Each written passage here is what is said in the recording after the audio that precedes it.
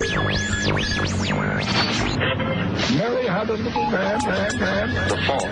We believe that all men are created equal. To the magnificent mosaic that is America. From radio beacon to radio beacon. I have a dream today. Change has come to America. Believe me. Help is on the way. Knock, knock. Who's there? It's a figment of your imagination. Randi Rhodes Show. Turn up your mind. At 16:52, 4:52 hours, our dispatch received a call of an active shooter at the Natalie Medical Building at 6457 South Yale Avenue. We had officers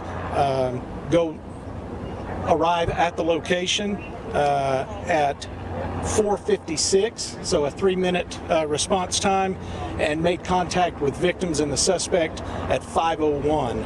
And that was them making their way to the second floor. The officers that did arrive were hearing shots in the building, and that's what directed them to the second floor. Right now, we have 4 civilians that are dead. We have 1 shooter that is dead, and right now we believe that is self-inflicted. Officers have not been interviewed, but we're certain that's a self-inflicted gunshot wound on his part. The scene is fairly limited to one section of that floor on the second floor. And officers are currently, and detectives interviewing witnesses that were throughout the building, and especially those on the second floor. Oh my God. You know what? We're going to need like a Carnage channel. Seriously. We're going to need like, you know how we do traffic reports in the morning? You're going to have like Sky 5, the gun violence report for the morning rush, and then the afternoon, schlep home, right? I mean, there's so many, 20, we've had, 104 people have been killed in 20 mass shootings in the last 8 days since Uvalde. Since Uvalde. We're going to need an app for people so that they know, pretty much where the shooting is, or maybe we need an app that shows where the shooting isn't. Do you know what I'm saying? Just, the gun violence channel, Carnage Central, something like this. Bullets Bullets are flying in Tulsa. Please wear your flak jacket today. And bundle the baby in the ballistic blanket. Oh my God, this is incredible. So this is America. This is the place that we made. This is the place that we self-governed ourselves into this. And this guy, this one here, had a grievance. Yes, this was a grievance killing. This was somebody who was specifically targeted by the shooter. His name was Michael. The shooter's name was Michael Lewis. He bought his AR-15, or at least an AR-15 style weapon. You have to be so accurate with the gun nuts, or else they start trolling you and bullying you, which is leading to people actually doing violence. But Michael Lewis bought his semi-automatic rifle an hour before he went and shot the doctor in the hospital in Tulsa who did his back surgery. Yeah, he bought his gun an hour before he went to shoot the doctor that did his back surgery. He was very unhappy with the result of his back surgery. I don't think, painkillers had anything to do with this, do you? No, nothing at all. But he, I don't know, couldn't leave a Yelp review, couldn't, go on Nextdoor and say, steer clear of, Dr. Phillips butchered my back, which is what most people do. No, he had to go and get a gun, and then an hour later showed up at the hospital and shot 2 doctors. He shot the doctor that did his back surgery, another doctor, a female doctor, shot a receptionist and a patient. In the hospital. So 4 dead, and then he offed himself, and then he killed himself. But of course, Fox News doesn't want to discuss anything like waiting periods, cool down periods, or anything like that. They would rather blame drugs. They're blaming drugs, but not the drugs that you would think they're blaming. You know, Laura Ingraham is going to owe people money. I don't know if it's in the public domain or not. You remember the 1936 movie Reefer Madness? Yeah, Laura Ingraham is doing a replay of Reefer Madness. Oh, Kay, here, take a puff. And then she flies out the window. She's literally telling her audience that the drug responsible for mass shootings, or the thing, let's just do it this way, the thing responsible for mass shootings is not the gun. No, it's the pot. It's the pot.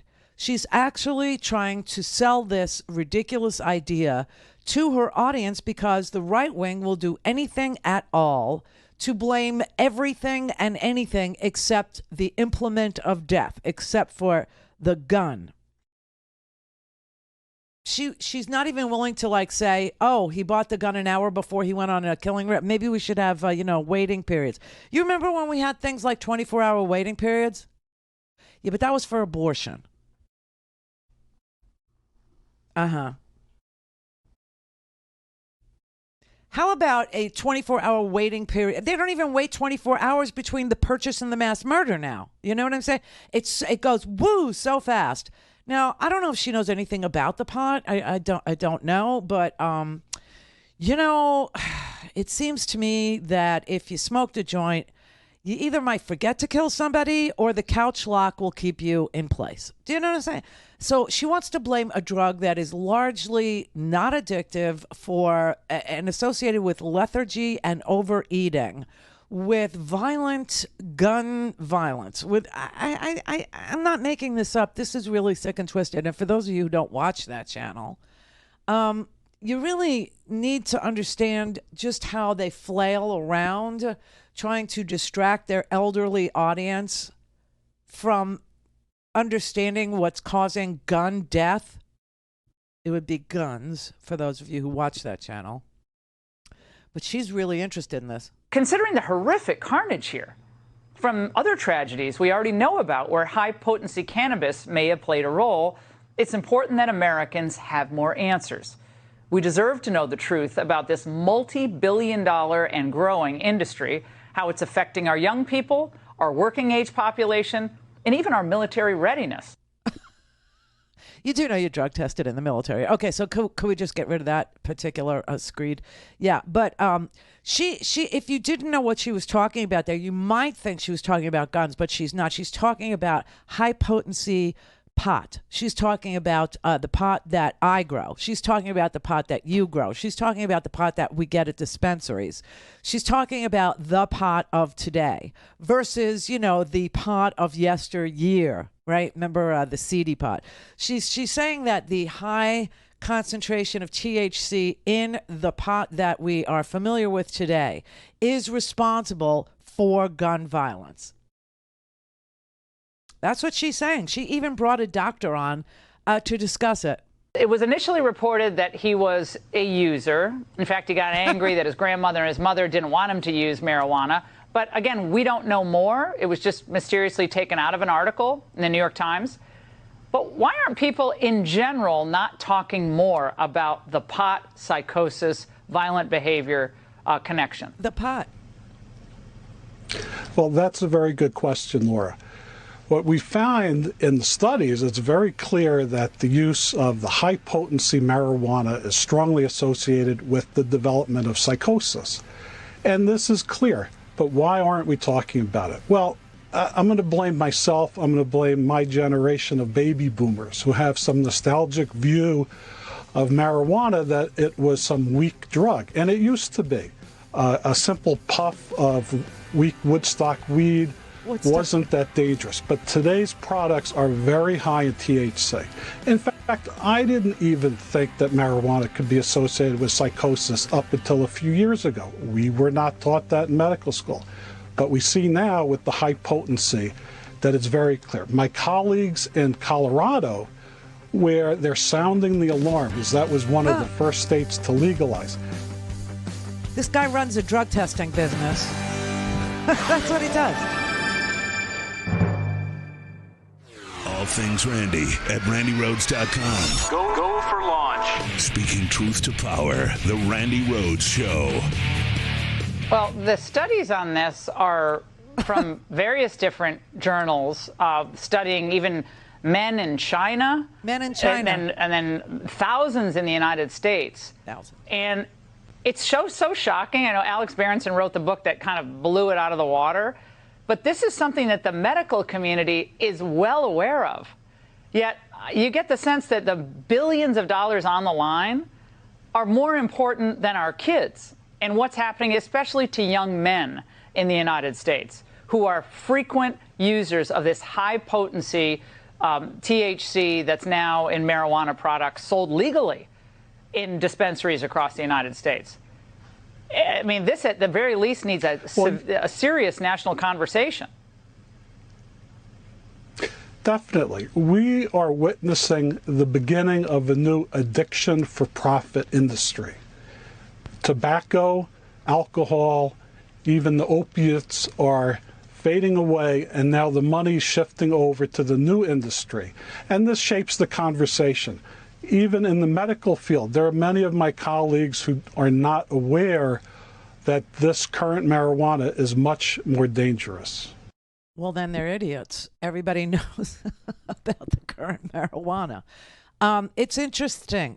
She wants a national conversation on the marijuana, the pot, and whether or not the pot is leading to gun violence, whether or not the pot is the cause of the gun violence, not the gun, not the lack of waiting periods, not the, that you could buy an assault rifle, like now, and then an hour from now, go shoot somebody, go shoot up a hospital. This is so ridiculous. It is so crazy because she's protecting a multi-billion-dollar industry known as the gun manufacturers by blaming pot growers. It's stunning. It really is. But that guy that she had on there, you know what he does for a living? I think I told you just briefly as we were going to break. He runs a drug testing company. He's the guy who, when you have to go to a job and they make you pee in a cup, like let's say you're a truck driver or let's say you're, in the military or whatever. So his company actually analyzes the drug test. He administers and his company analyzes the drug test. So do you think maybe he sees an opportunity to scare everybody about marijuana and then require that anybody who wants a gun takes a drug test? Because if that's what he's doing, fine, let's do it. Let's do it. Let's have drug tests for gun ownership. Let's do it. Somehow I don't think, the pot smokers are going to say, oh, okay, or the alcohol drinkers are going to go, oh, okay, or the pain medication people are going to say, oh, okay, or anybody that does anything like, SSRIs or anything are going to say, okay, because if we did that, then nobody would be able to get a gun, which would be fine with me.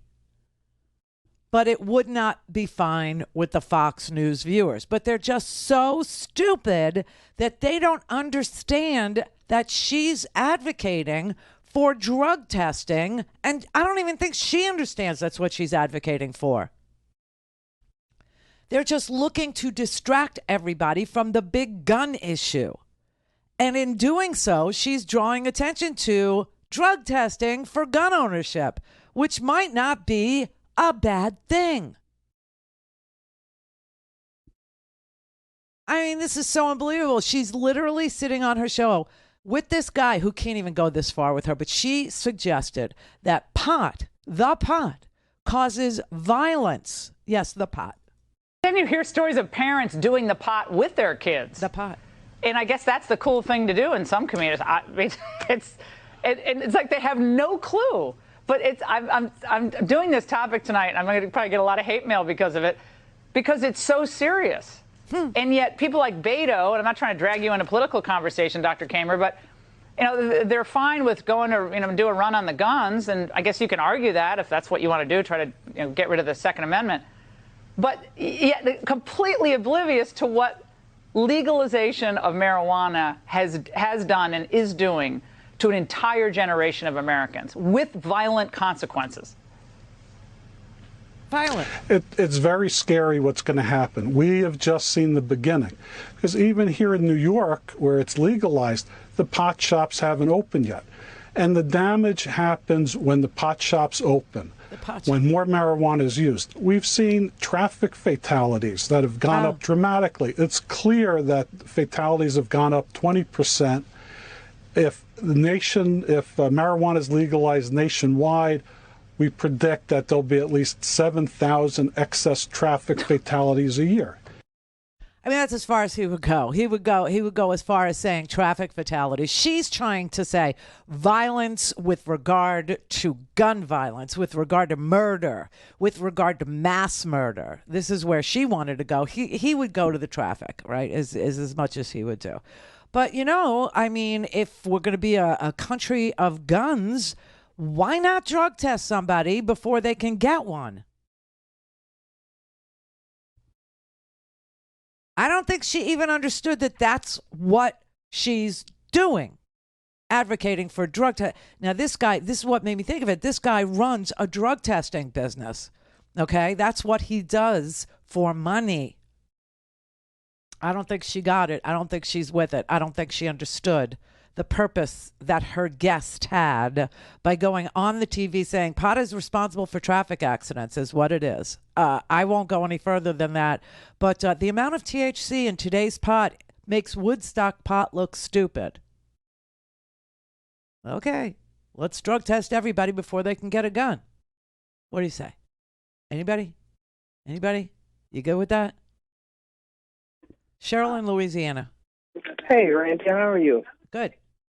Listen, I was calling to put this on the radar for you. There's a state representative named Danny McCormick from Oil City, Louisiana.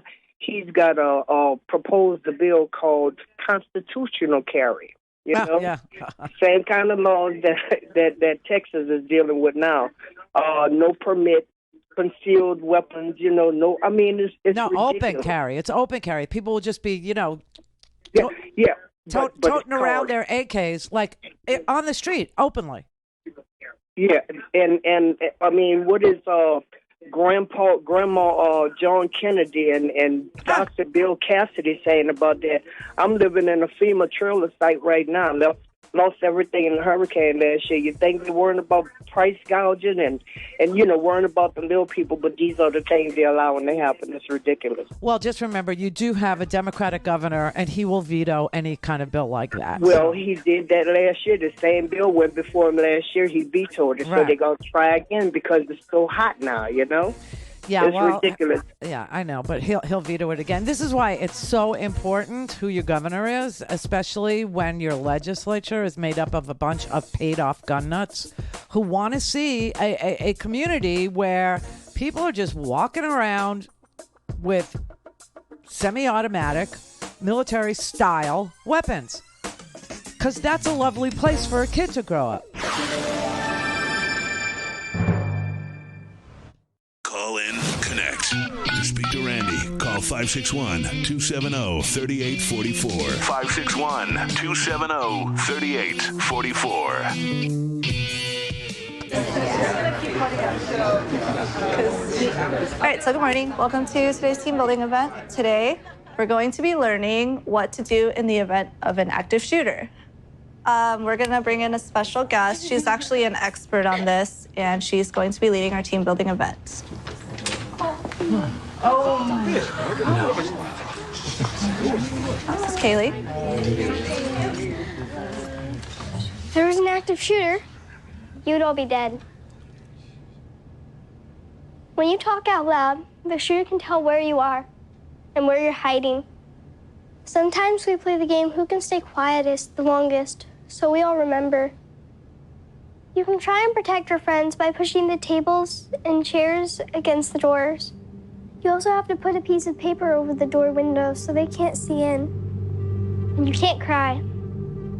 It gives away your position and your hiding spot. And if you're in the bathrooms, you have to stand on the toilet seat and crunch down so they can't see your feet and they can't see your head, so they don't know that you're in there. That's crazy. Try to listen for things that could help the police. For example, if you hear a lot of bangs like bang, bang, bang, bang, bang, bang. The shooter might be down the hall. Or if you hear louder ones, like bang, bang, bang, he could be right outside your door. If the shooter comes in the room, screaming won't do anything. You have to try and fight back. If you can't escape, we get taught the emergency window escape plan, where you have to break a window, put clothes over the frame, and climb through.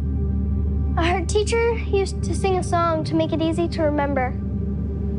Lockdown, lockdown, let's all hide. Lock the doors and stay inside. Crouch on down, don't make a sound, and don't cry or you'll be found. That's the country we've made. That's what we have created for our children. This is America. Because a giant fraud has been perpetrated on this country with regard to what the Second Amendment is for. The words militia are in the Constitution many, many times, well-regulated militias. This is not a absolute right to own a gun at all. This is not an absolute right to own a semi-automatic weapon of war. This is not a right that any American should think they have by virtue of the Constitution. If you think that you have the right to own a gun, it's because Republican legislators have told you that and legislated thusly. And so when we have a caller from Louisiana who is concerned because she knows that her red state legislature is trying to create even more of a threatening, traumatizing, anxiety-inducing environment for her and children who might be living in the FEMA camp after a massive hurricane, she's only being protected from such a dystopian future of 18-year-olds walking around the street with semi-automatic military-style rifles full of hundreds and hundreds of rounds of ammunition that goes 4 times the speed of sound and pulverizes people, their bones, their organs, that the only thing that's saving her from having to deal with 18, 19, 20-year-old, snot-nosed kids with ill-formed brains from patrolling her neighborhood in a menacing way is that she has a Democratic governor. And that is it.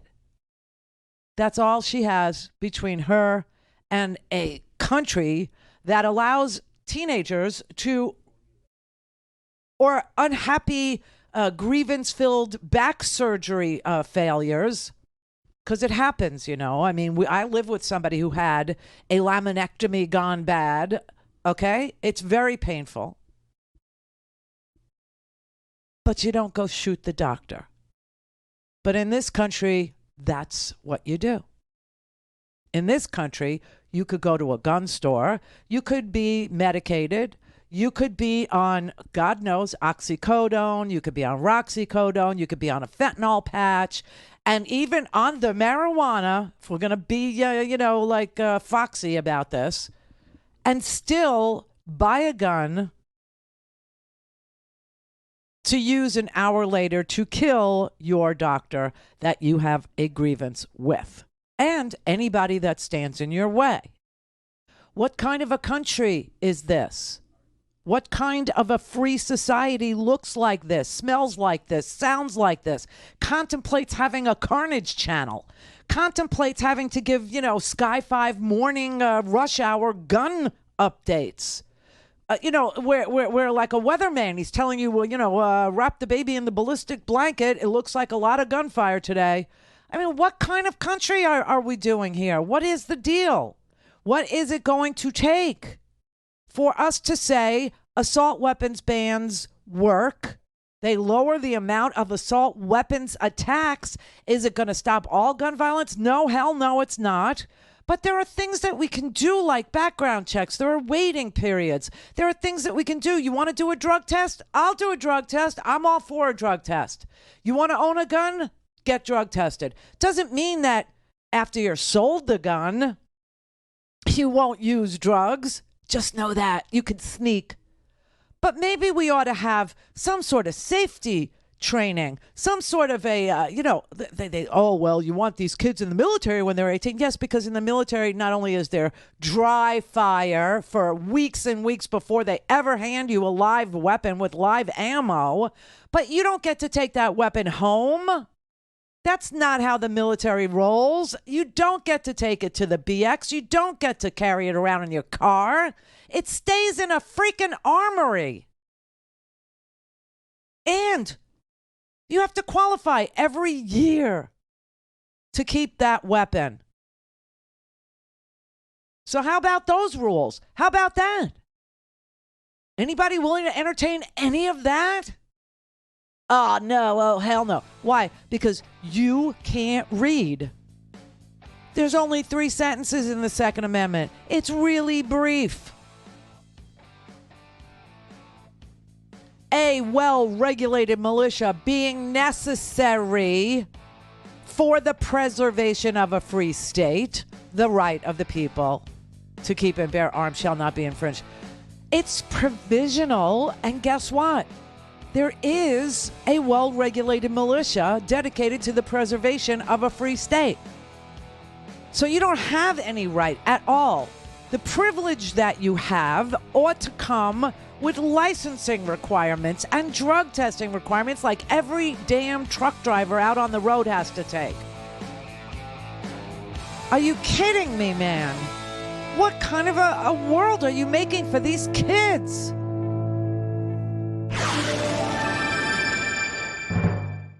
This is the Randi Rhodes Show. To speak with Randi, dial 561-270-3844. That's 561-270-3844. The bill before us is short-sighted and not solutions-oriented. It's a one-size-fits-all approach that punishes law-abiding citizens while doing nothing to make our community safer.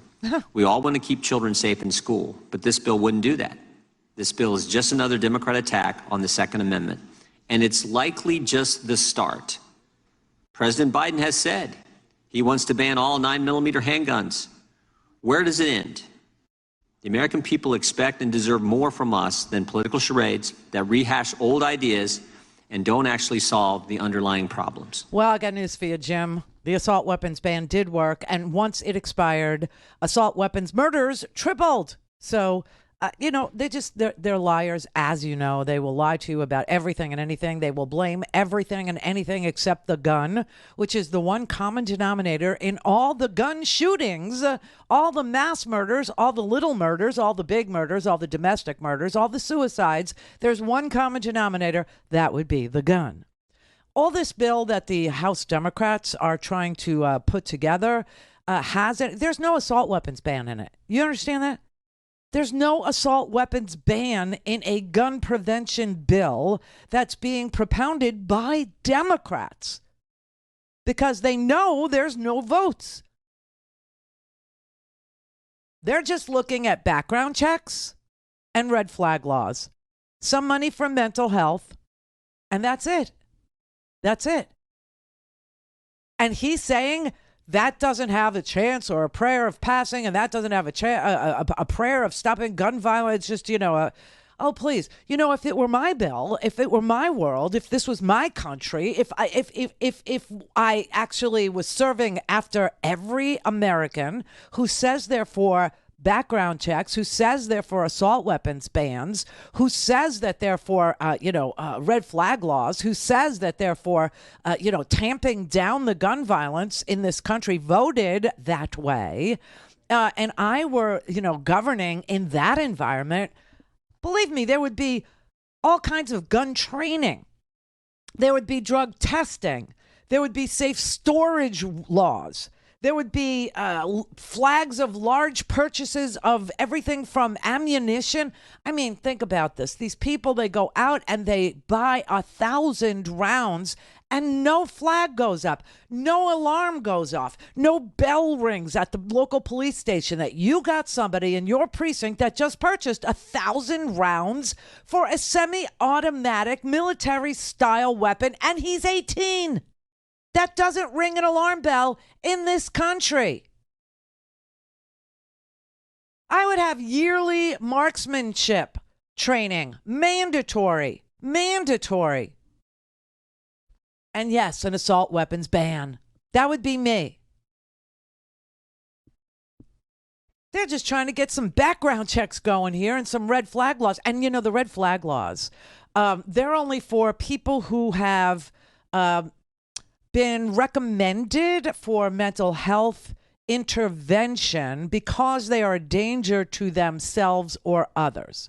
Now, that is a good standard for preventing suicide, and that is a good standard for preventing some violence, but it isn't the standard I would want. I would want a standard that says that big purchases of large amounts of weapons or large amounts of ammunition triggers a red flag with the local law enforcement precinct, with the local sheriff, or with the local police precinct.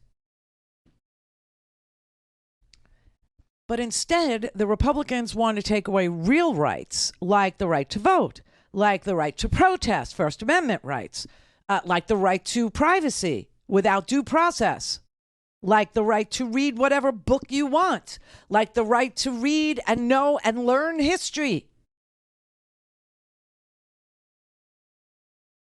All for a fake right that we don't have, which is the right to keep and bear arms. We don't have that right. You know, we did not have that right. We never thought we had that right until Antonin Scalia made it up out of whole cloth in the Heller decision. He created out of whole cloth, violating precedent that actually governed our country for 60, 70 years, where we didn't have gun violence by law-abiding citizens as a regular feature of daily life. When you saw mass murder, you kind of thought it was the mob, and usually it was.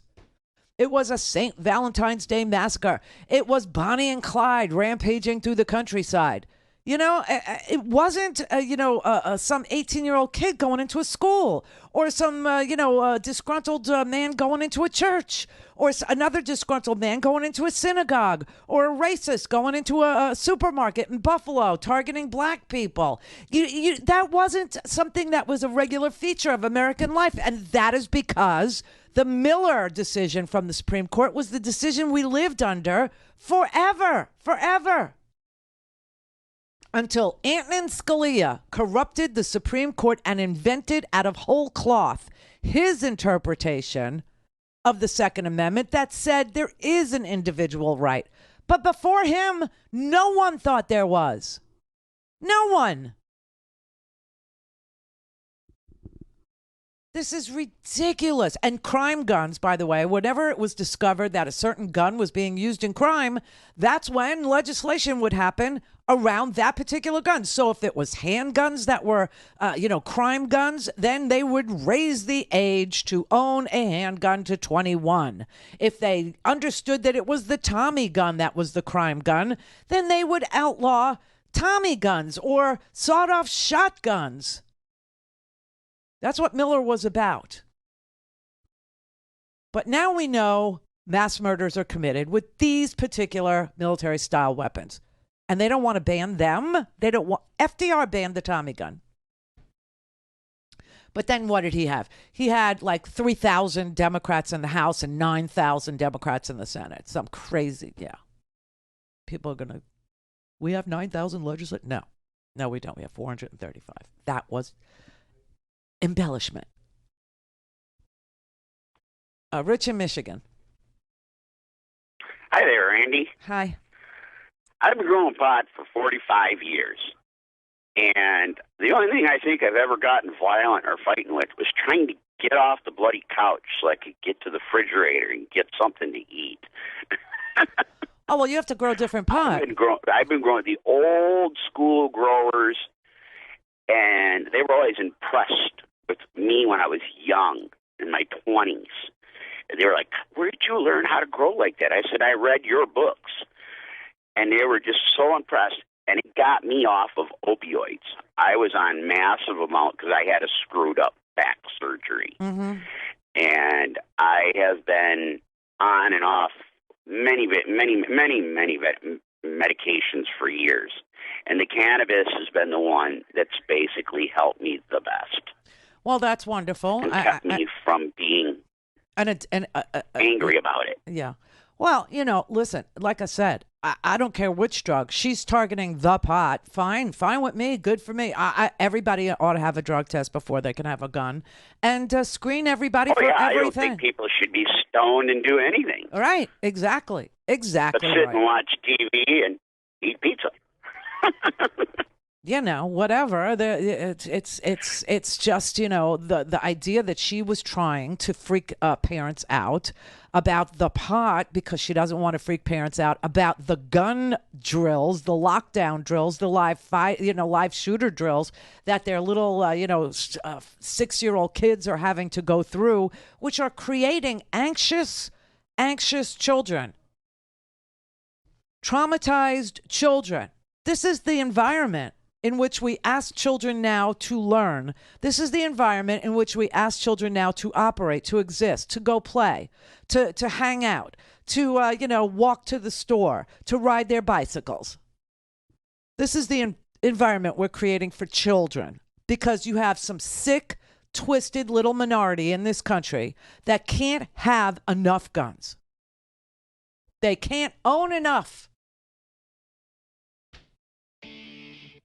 What a mistake we are making. And we've been making this mistake over and over and over again ever since we let the assault weapons ban expire in 2004. The Supreme Court, I can't tell you this enough because when it happens, you go, why didn't you tell me? I keep telling you, there's going to be a decision. It will be called the Bruin decision.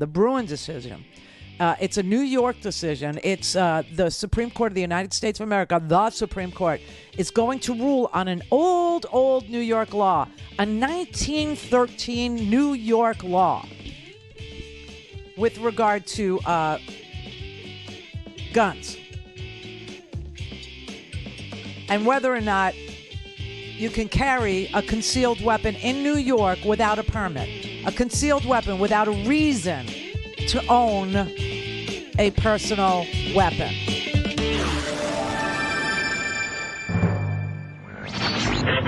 Mary had a little man. The fault. We believe that all men are created equal to the magnificent mosaic that is America. From radio beacon to radio beacon. I have a dream today. Change has come to America. Believe me. Help is on the way. Knock, knock. Who's there? It's a figment of your imagination. Randi Rhodes Show. Turn up your mind. One of the children recounted how she took the blood of her dead friend lying near her and smeared herself with that blood to pretend to be dead. What have we taught our children? This is on our watch. Where is the outrage? I will tell my friends on the other side of the aisle who, for some reason, stand against these common sense measures that would save lives, not all lives, but would save lives. You're way behind the curve. Gun owners, Americans, by and large, want these measures. I don't know what bubble you're living in. I guess surrounded by a powerful gun lobby trying to hold on to your seats. But America is way ahead of you. The outrage is real. We didn't learn it after Columbine. We didn't learn it after Sandy Hook. Please, God, let us stop the shame on our country, pass these laws, say that an 18-year-old cannot go in and slaughter our children or black people because they don't like black people. Yeah, they're not ready to say any of that. That's just a fact because they are just too concerned with holding on to their power, too concerned with holding on to their seats, too concerned with being a congressman or a senator to give a rat's ass about the environment in which we ask our children to grow. Live shooter drills in schools for the last 20 years. For the last 20 years. People don't take their frustration with bad back surgery out on Yelp anymore. They don't, write some Facebook post about steer clear of Dr. Phillips. He, mangled and mutilated me. You know what's really interesting? Tomorrow, I won't be here because Howard needs another back surgery. Yes, another procedure. And if it doesn't work and he's still in pain, no one around us is going to do anything violent. But this is the society that we've created where grievances and resentments and failed back surgeries are the reason to go to a gun store and buy a weapon an hour before you go and shoot up a hospital campus.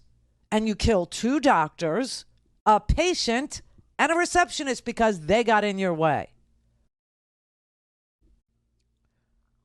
You know, I have to tell you, I've been wondering out loud whether or not America needs to see the gore, whether or not America needs to see the vile, grotesque result of gunshot wounds, whether or not America should look at the faces of those little children in Uvalde that were blown clear off so that their parents had to go and give DNA in order to match up a child to their parents because their own parents wouldn't be able to recognize them. And, lo and behold, today in the Washington Post, or yesterday, I didn't see it till last night, I put it in the homework today, you can see it. Jay Johnson, who was the Homeland Security Secretary for 4 years, 2013 to 17 in this country, you know what he wrote? It's time to show the real horror of mass shootings in pictures. In pictures. And remember I told you about Emmett Till and how Emmett Till's mother had an open casket for Emmett Till because Emmett Till, for those of you who don't remember the Emmett Till story, it was 1955. It was in August. It was a summer thing, okay? And he sassed. This is the rumor that he had sassed or flirted with or blew a kiss to or somehow disrespected a white woman in Mississippi in August of 1955. And so for this crime, Emmett Till was abducted, he was tortured, he was shot in the head, and then he was thrown into a river by 2 white men who were later acquitted by an all-white jury in Mississippi. And Emmett Till's mother, although she was grieving and heartbroken and sickened and all of those crazy emotions that a mother would have at such news, decided that this country needed to see what happened to her boy. Everyone needed to see what happened to her little boy. They needed to see him dressed in his little suit, in his coffin, with his mutilated head and face and his bloated body on display. And that photograph of Emmett Till in his coffin that his mother made happen in her grief was one of the most influential photos of all time. It's one of those photos that just burns into your brain if you've seen it. It's like you've all seen the naked Vietnamese girl with the napalm with her arms out, right? That's one of those that sears into your brain. It's like the Rodney King tape with the LAPD beating the crap out of him from 1991. It's like Chauvin's knee on George Floyd's neck for 8 minutes and 36 seconds. It's like the South Vietnamese police chief executing the Viet Cong fighter with a gunshot to his head in 1968. It's one of those. And I can't tell parents of school gun violence what to do in their grief. But I will tell you this. If there had been a trial, or if there is a trial of any of these mass shooters that didn't off themselves in the process, I mean, the school shooter offed himself, and this guy last night in Tulsa offed himself. But, you know, the one in Buffalo, he didn't off himself. So guess what there's going to be at his trial, should there ever be one? Say he doesn't cop a plea. Because they just charged him with like 25 counts, including hate crimes, including terrorism. Right? And so if this kid pleads, there won't be a trial. But if he goes to trial, guess what we will see? We will see the photographs of dead grandmas. We will see the photographs of the after effects of a mass murder. We will see that. Now, remember, if there had been no videotape when Derek Chauvin stood on George Floyd, if there had never been any videotape, guess what the headline was? Guess what we would have thought about that? A, nothing. And B, the Minneapolis police report said, quote, man dies after medical incident during police interaction. Now, just like in Uvalde, none of what the police said about the deaths were true. They're just so used to getting away with lying. Unfortunately, there was videotape in George Floyd's situation. We all got to see it. The whole country got to see it, and it seared into our brains. And everybody understood the hatred and the arrogance of killing George Floyd. Everyone got to see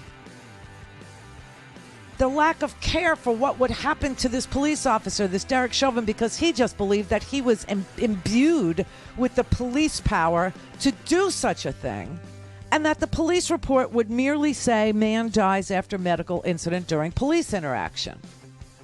But this is why I believe we need to see the gore. This is one of the reasons why every American has to look at it. Because in the end, for right now, for this particular session of Congress, with 69 million people in this country having representation by 50 senators, and 192 million people having representation by 50 senators, nothing's going to change. So we have to see the pictures. On TV. All things Randi at RandiRhodes.com. Go for launch. Speaking truth to power, the Randi Rhodes Show. The vast majority of us want sensible gun laws. And it's important to remember that because we're a democracy. If we truly are a democracy, then we're not being represented right now by the people in Washington, because if so many of us want sensible gun laws to protect our children, to protect the elders, protect all of us, and they're not happening, you got to ask why. And so at some point, the will of the people has to win out. So what can we all do individually? We can put pressure on our senators. We can support gun safety groups. We can march. But we have to put pressure on the people who are making these decisions, because they are not making decisions that the vast majority of us want, regardless of political party. And that's the key. Somehow, this has become a political issue. Murdering children in their classrooms has become a political issue. What are we doing? What are we doing? That's Steve Kerr, the coach for the Golden State Warriors there, saying, what are we doing? What are we doing? We have a government that governs for the minority over and over and over again. And these are the numbers. 69 million Americans living in red states get 50 senators to represent them. 192 million get 50 senators also.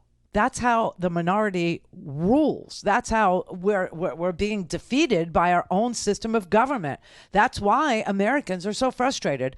And it isn't a Republican thing, and it isn't a Democratic thing. It's a kids thing. It's a children thing. It's an America thing. It's a thing about safe streets. It's a thing about being able to send your kid to school and not have to hold your breath all day that you're going to get some sort of a notice on your phone or an automated phone call. There is a live shooter at this school or that school, or that your kids are doing lockdown drills, or your kids are doing live fire drills.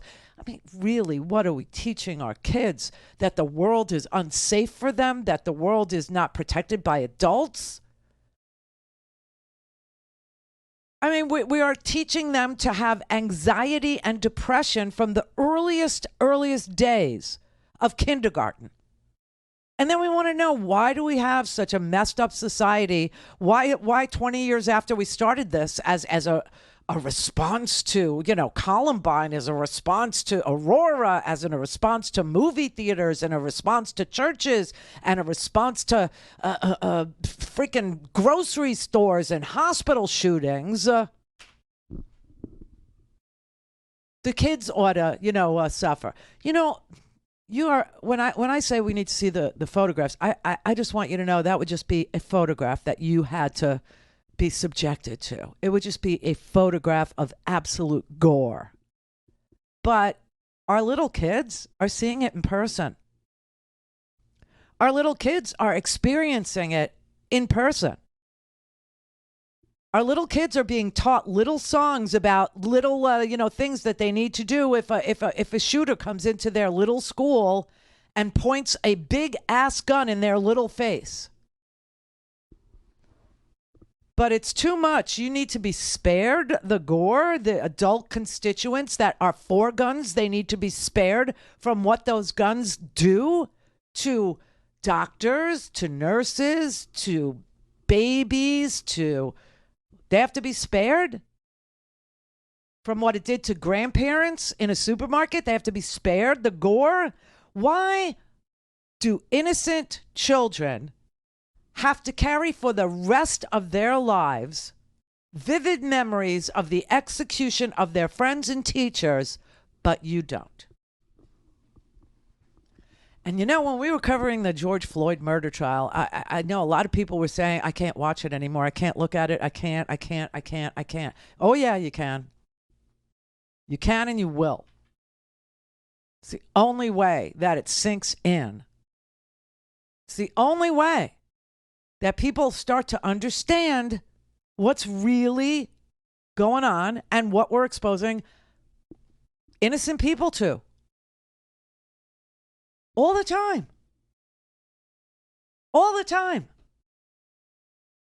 Everybody forgot about, what is it, Laguna Woods, or the little church there that got shot up in between, the Top supermarket and Uvalde. Everybody forgets because, you know what? It happens so often. So that I have absolutely no fear or compunction about telling you it's going to happen again. I have no reservations of saying that, because it is. And everyone knows it, including people that will, instinctively want to call me up, call me a liar, and tell me that they have to have their guns. They have to have them. They know I'm right. They know I'm right. And you know what? We may actually here. This is Ryan Busey. He's making the rounds. Ryan Busey is an ex-gun company executive by all accounts. He's out there telling people, right, that it's going to be up to the gun owners. That the gun owners are going to get the last say here. And he thinks he's doing something, magnanimous here by discussing what he knows the gun lobby has done to this country. But in the end, he says, listen, the gun owners have to step up. It's the gun owners. Not very long ago in the industry, about 15 years ago, it's the own industry regulations, rules that I lived under, rules that were imposed by the industry itself, would not allow tactical gear to even be showed or displayed or touched in its own trade shows, right? They knew that this was not something that should be proliferated through our society. Anybody could see that the unhinged proliferation would lead to this sort of stuff. I mean, now we add Tulsa. I've done 3 different book events where they have been interrupted by mass shootings. I wrote a book about the gun industry, and just like here tonight, we're doing a segment on gun violence, and it's interrupted by gun violence. So the industry's own predictions have come true. Now, what do we do about it? There are millions of reasonable, responsible gun owners who know that this is not right. They know it isn't, and they have been too silent. They have let the NRA speak for them. They have let the NRA say that this one big monolith, and it is not. It is time for reasonable gun owners to kick the door open and to stand up and tell the Republican Party that it's time to be decent, responsible citizens. That's what has to happen to make a change. So to make a change, we have to throw ourselves at the mercy of gun owners.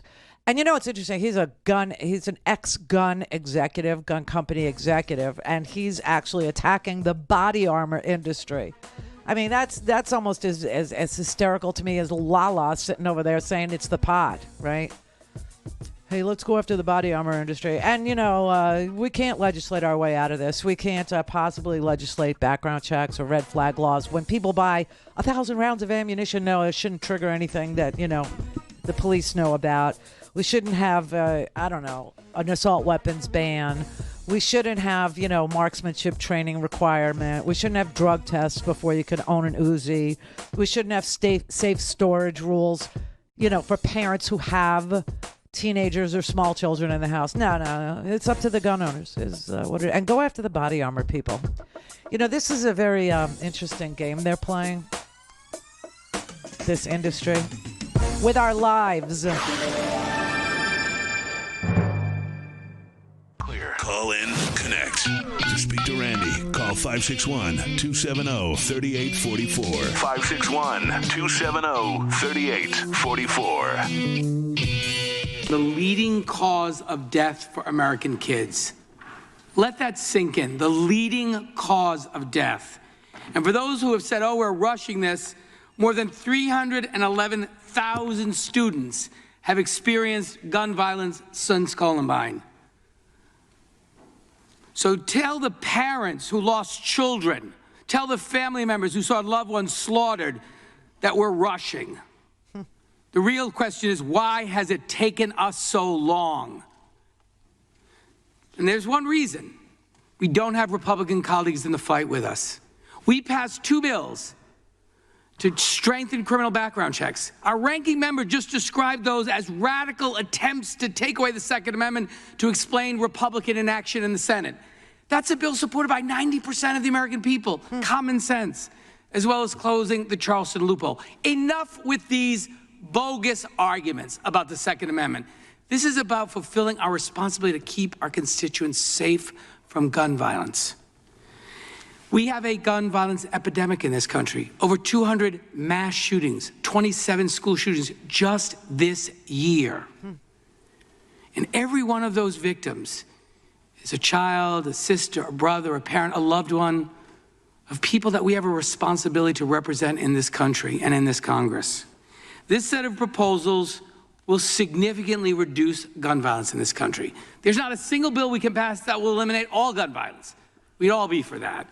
But this will make sure that you have to be old enough to have some mature judgment before you can own an assault rifle, that you can't use high-capacity magazines that can slaughter innocents at a quicker pace, that we end gun trafficking and straw purchases that help criminals get guns, that we practice safe storage, eliminate bump stocks, and eliminate ghost guns so you can't secretly produce a gun and then do damage.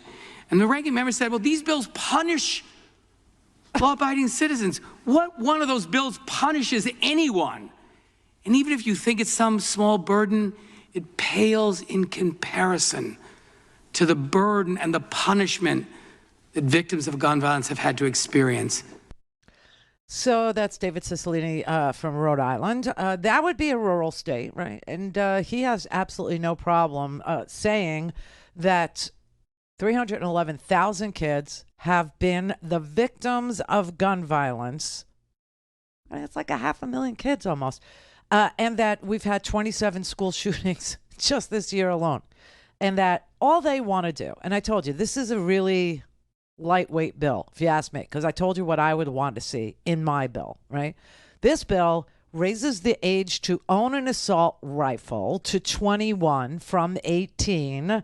It actually caps the I don't even know how many rounds they're for in a high-capacity magazine setting, but it lowers the capacity of high-capacity magazines. I have to look into that. It does something about straw purchases, meaning I'm ineligible to buy a gun because of whatever little thing they found that would bar me from buying a gun. So I asked my friend to buy it for me, that kind of thing. Or I'm 16, so I asked an 18-year-old to go buy it for me, straw purchases. And it includes safe storage rules. Now, safe storage rules are important because kids use their parents' guns. Happens all the time. Sandy Hook kid, he used mom's guns. So that's one. And the other big reason is because of suicides. You understand, suicides are the leading cause of death in young people now. And 50% of the suicides that young people are looking to commit are done with a gun. And surviving other methods of suicide, 8.5% of people who use other methods survive the attempt. But 90% who will use a gun will not. So that is like a permanent thing. Okay, get that? So that's why safe storage. But, I mean, this is a lightweight bill. This is a lightweight bill. And they can't even tolerate this. That's why everybody has to vote guns this particular midterm. Because it's just going to keep happening over and over and over. We have a country that is full of anxiety. We have a country that's full of grievance. We have a country that's full of resentments. We have an angry, angry country on our hands right now, thanks to the Republicans stirring up hostility, anger, resentment, race wars, civil wars, all these things just to keep power, all these fears, all this crazy, blame game that they got going on here. It's so negative. They're so completely hostile to American life, the Republicans are, because American life includes immigration, American life includes pluralism, American life includes retraining for new jobs, it includes coming up through the ranks, making minimum wage as a kid, but having an opportunity to do better, it includes home ownership, all these things they have taken away. All of these things they have limited or removed from possibility. And then they point at other people and say they're the ones that did it to you. While they transfer the wealth of the working class to their rich, unbelievably well-situated donors. They can't be honest. They can't tell you the truth about what their policy is to enrich the already rich so that they and they alone control this government, because they, meaning the Republicans and some Democrats too, don't like you. They don't trust you. The whole idea of you getting to pick your government, it's anathema to them. It's poison, because you are the unwashed proles. You are, just like on that NRA tape that I played you yesterday, you are the hillbillies. You are the wackos. You are the crazies. And they know that, and they call you that. Not to your face. But the idea of their jobs, their Senate seat, their House seat, their city council seat, their school board seat, that it depends on you, that's ridiculous to them. So let's not even let you, they can't say they're not going to let you vote, but they can say we can rig it so that we count. It doesn't really matter who votes. It matters who counts the vote. And if we put, like the Doug Mastrianos, if we put the uber loyalists to the, in charge of the unwashed mass vote count, then the unwashed masses don't get their votes counted, and we get to pick who wins. And then we have to pack the legislatures also with friendlies who agree with this, because God forbid the election turns out the way the people want in the end, well, we have to subvert the result. We have to object to the result. We have to not certify the result. We have to say fraud. We have to scream and yell and stomp our feet in the legislature and not certify that vote, because otherwise the unwashed masses, the hillbillies, the yahoos, the wackos, the poorly educated, they get to pick us. Oh no, that all has to stop. Also, women have gotten a little uppity. We need them barefoot and pregnant too. It's all by design. It's all for them, not for you. This is the Randi Rhodes Show. To speak with Randi, dial 561-270-3844. That's 561-270-3844. My Republican colleagues are here for carnival games. They say it's about mental health. Okay, we try and fund mental health, they vote against it. They say it's about schools. We try and fund the schools, fund the teachers. They vote against it. They say it's about policing. $300 million in the American Rescue Plan for community policing. They all voted against it. And they don't want to listen to the police. If they listen to the police, they'd listen to the major cities' chiefs who have called for background checks, red flag laws, banning bump stocks, and banning high-capacity magazines. My favorite, it's about the family. We need to address the family issues in America. But we don't want to help feed a family. We're going to make it harder for kids to live on food stamps. We don't want to help a family learn. We're going to go after teachers in America. We don't want to help kids go to college. We don't want to give them jobs. We're going to vote against the infrastructure and jobs bill. And then they say that laws don't work. But they have no problem crafting laws to take away a woman's right to make her own health care decision. That law must work. They have no problem going after laws to ban drugs. There's plenty of laws on the books to ban drugs, but no, it's all about the person. Laws don't work when you have evil in our country. That's what they tell us. And then they tell us that we're in a country where you have violent video games, mental health problems, schools that can't be secured, and too many gun-free zones. And their solution to that is to put more of the most dangerous weapons into that mix. That's insane. It is a clown show.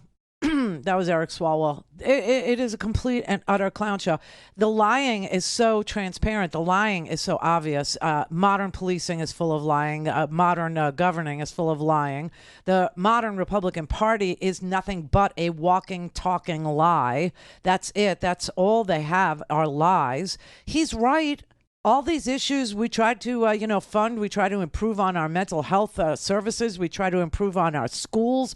We try to improve. What do? They send their armed people to the school boards. We say we want good governance. What do? They send their armed people to kidnap the governor of Michigan. Try to pass an infrastructure package, try to build back better, try to get the price of prescription drugs lowered so people aren't so struggling. They're not so up against it all the time, every time. Insulin is $1,000. It should be, what they say, $12 a month or $15 a month. It's $1,000 a month for a 100-year-old drug that isn't under patent. No, they don't want to help you. I'm telling you. And now they don't want to count your votes. They don't. They're sick of you. They're embarrassed by you. They know how wackadoodle this country is. They know what they've caused. They know the result. They know about Purdue Pharma.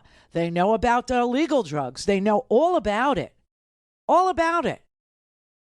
Do they want to do, free rehabilitation centers with, a follow-up care and halfway? No, they don't want to fund that.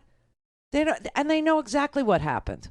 They know exactly how many legal drugs were pumped into rural communities. And why were rural communities selected? They were selected, A, because people who work in rural communities tend to use their bodies to do their work more often than people who work in cities.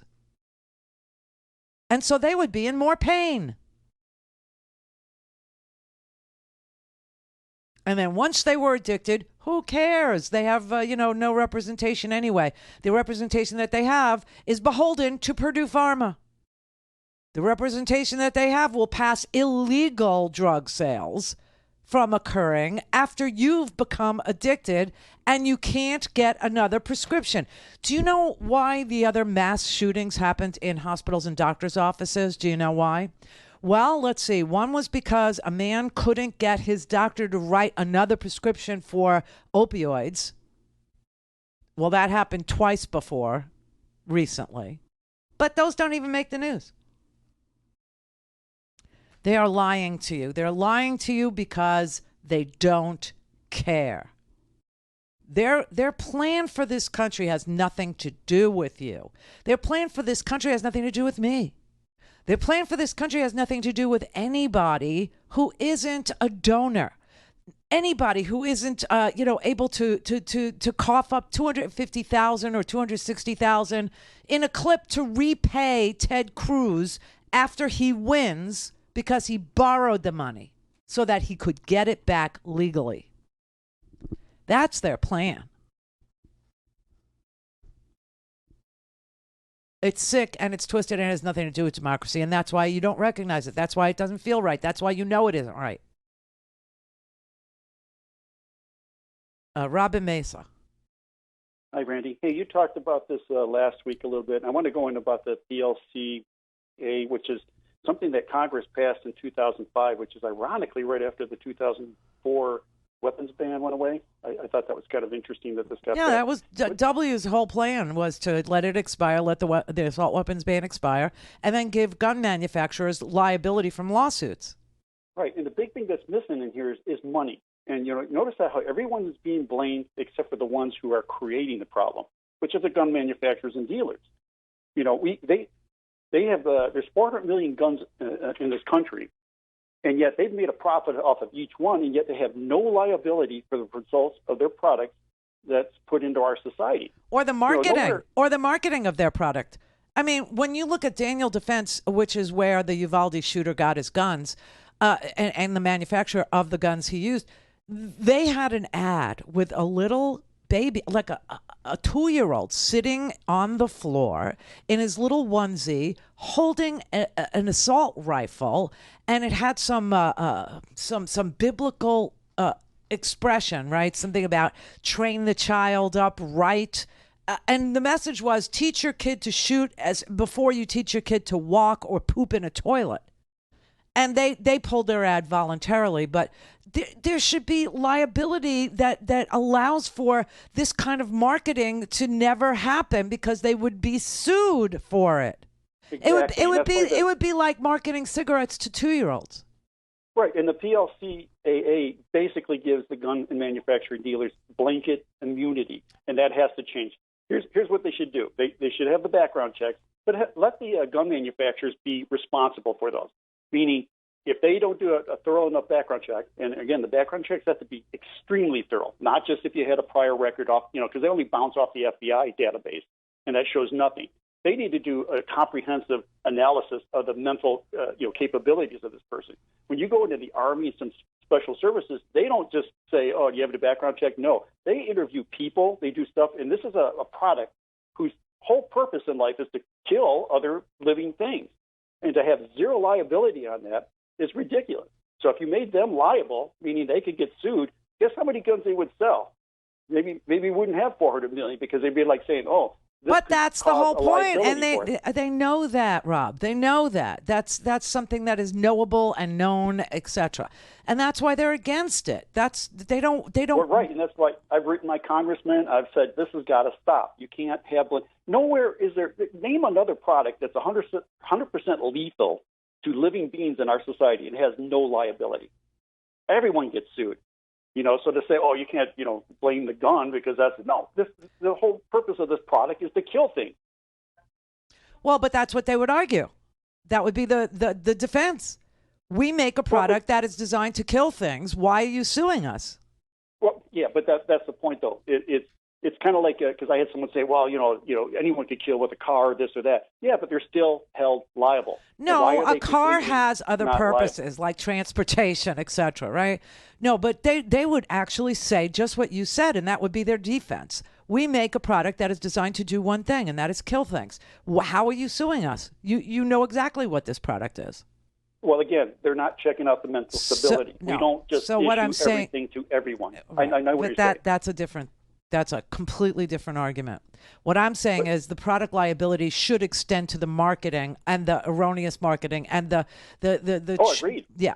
To how they market their wares by showing a 2-year-old holding a gun or making pink pistols for toddlers, which is what they do. Okay, the marketing is where you have to go. As far as issuance, as far as that's why I'm for insurance. That's why I'm for licensing. That's why I'm for all those things. And by the way, you know that if you had to apply for a license and you were convicted of any crime at all, even marijuana, even possession of marijuana, you would be barred from owning a weapon. They know that too. Exactly where it should be. There's got to be a higher standard for a product that has only one purpose. Yes, a higher standard. Absolutely, yes. Absolutely, yes. But you don't want to give the gun manufacturers the responsibility to vet the purchasers. You want to give that to an insurance company. You want to give that to, somebody who does actuarial tables, who understands that they will have to pay a claim if this person violates, any of the vetting rules, right? Or lied on their application. They wouldn't be responsible. So it would make them much more adept at finding bad people. I won't be here tomorrow. Wish Howard luck.